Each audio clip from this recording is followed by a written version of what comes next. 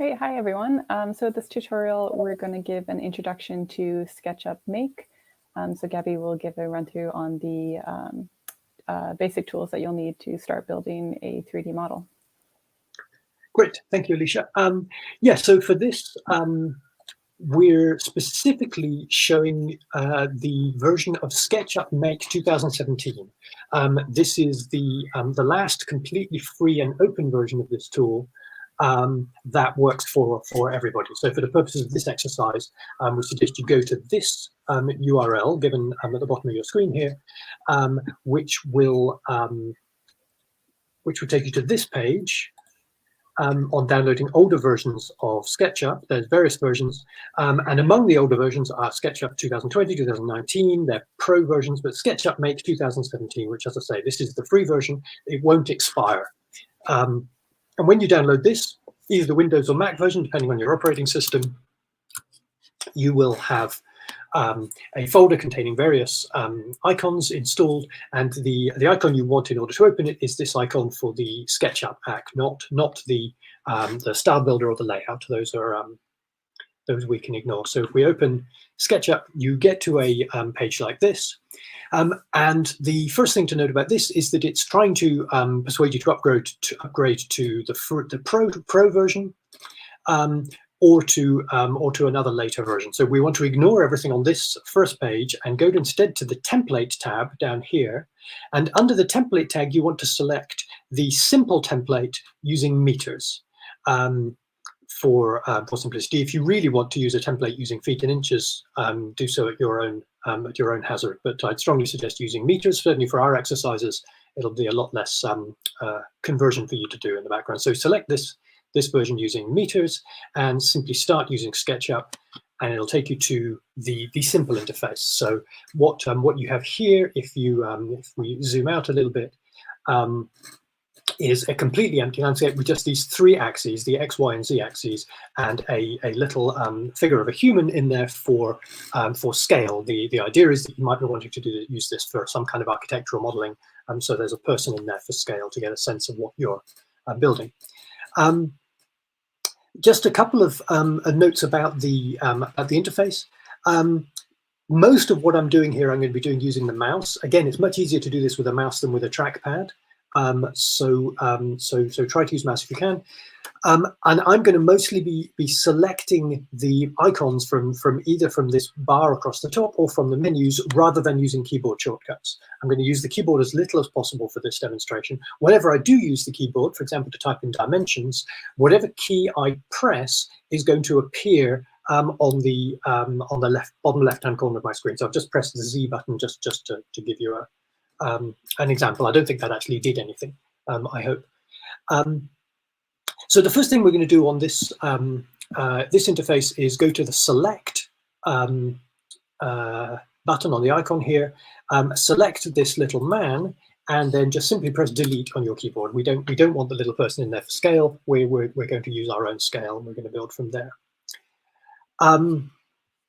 Then the simplest thing to do is to draw rectangles, and that gets us started with lots of things. So this is the fifth icon along is the Draw option, and we can draw rectangles and various other circles, polygons, etc. So select rectangle on there, and then you see you have the three axes here, and if you hover close to them, you'll see it pops you to the most likely place that you are. Let me zoom in a little bit on that. You hover over the middle, and it takes you to the origin. There. You can also hover over any part of the other lines, and it'll snap you to those lines rather than just starting at a random place in space. You can start at a random place in space, but if you want to start at one of these points, for example, at the intersection point of all three axes, known as the origin, it'll snap you there if you just hover close to it. So that's quite convenient. So to draw a rectangle, we simply press down the mouse button while there, and then move. Like this, I'm drawing a horizontal rectangle across the level plane, and release the mouse button, and you've got a rectangle. I'll come back to this in a second, but I just want to say a little bit about the interface and about the way in which these the objects work in SketchUp. So firstly, if you want to move around, to pan around the screen, the simplest thing to do is to use this pan option up here on the menu bar, and this allows me simply to drag my mouse left, right, up and down, etc., and put the object I've created fairly central on the screen. You can use your mouse wheel or 2 fingers on the trackpad to zoom in and out.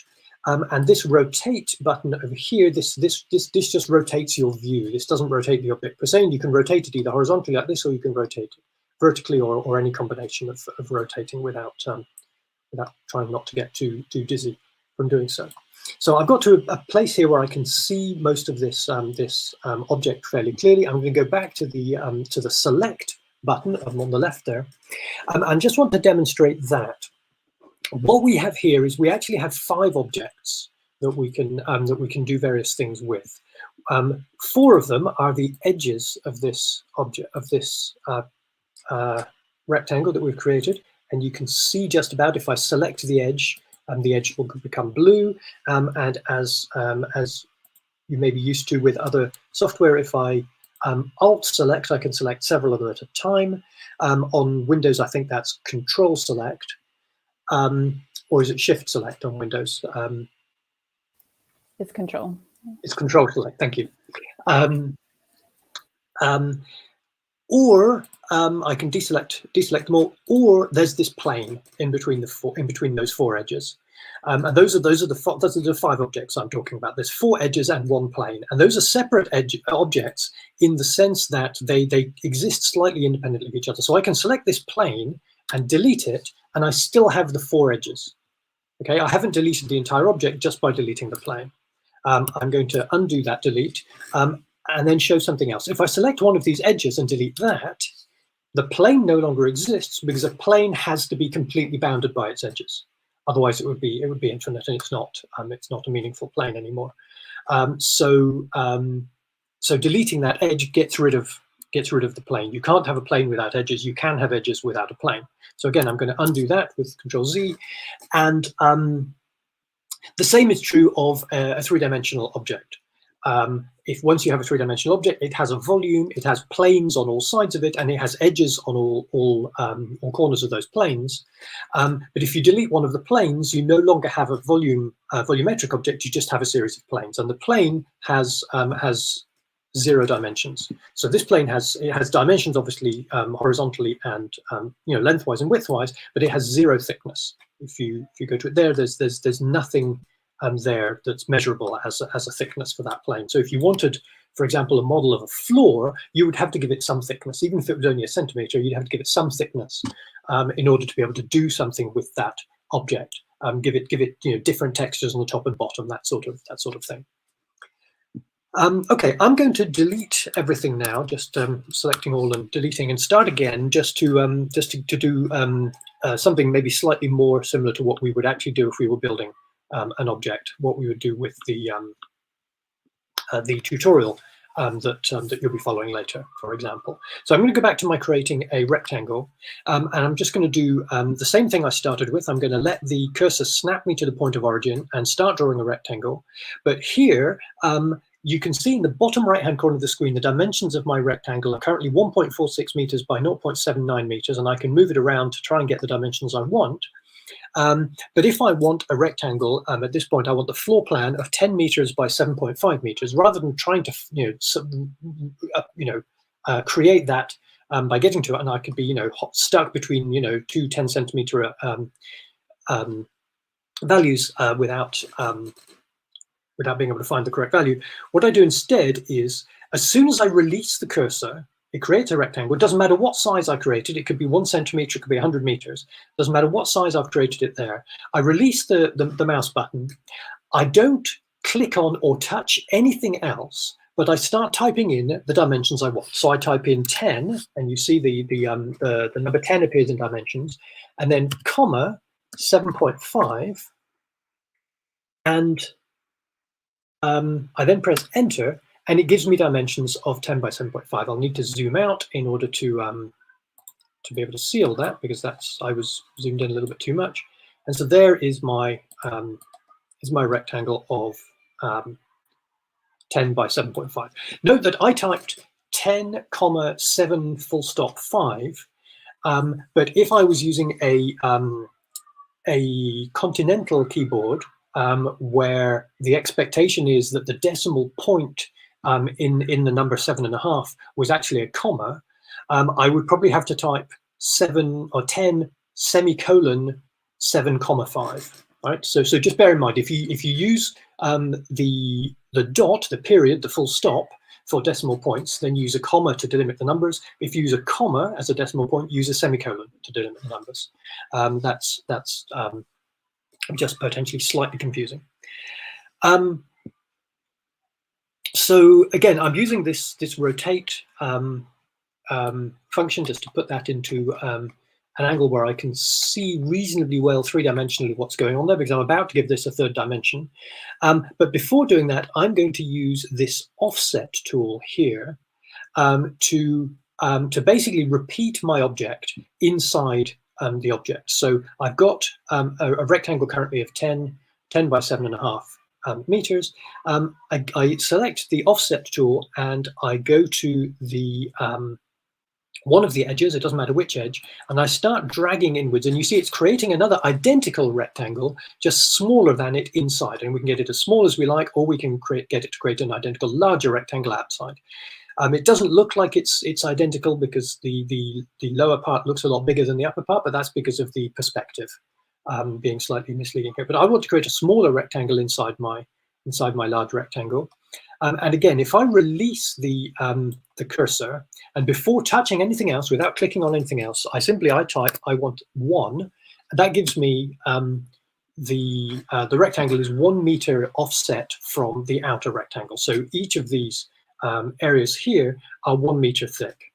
This could be, for example, the walls of the building. So we got a 10 meter by 7.5 meter building with 1 meter thick walls. And then what that allows me to do is to use this push-pull tool or extrude tool to raise up one part of that. I can either try and raise up just the middle, but in this case, I'm going to raise up just the outer edges. And as before, I can raise it up until it's about as high as I want, or I can decide that I'm raising it and then without clicking on anything else, after letting go of the mouse, I say I want to raise it. I take 5 meters. And it's raised my wall by 5 meters. I probably want to zoom out again a little bit so you can see I've now got a rectangle that is 5 meters high, 7 meters long, 7.5 meters wide, and 10 meters long, and it is hollow. So it has a base, but it's hollow on the inside. Note that what we were saying before about volumes and edges, this ground at the bottom there, if I just go to select, the ground at the bottom there that is selected, which let me rotate, show you on the underside, that's the selected base, that has no thickness. So again, you couldn't really do much with that, it's just opaque. But these walls do have thickness, so you could do various things with them and put things on them and put different textures on the inside and outside. Okay, I'm going to do one last thing because this is random, so it's not really all that interesting. I'm just creating a shape. I'm going to do one more thing just to demonstrate a couple of other functions that we can use. One of these is the use of guides. One thing that I did show is that when you start drawing, you can move your cursor and it will snap to the edge thing. It'll snap to a corner. It'll snap to edges, but it'll also snap to the midpoint of an edge. And that's one thing that can be quite useful if you want to do something exactly halfway across an object. But if you want more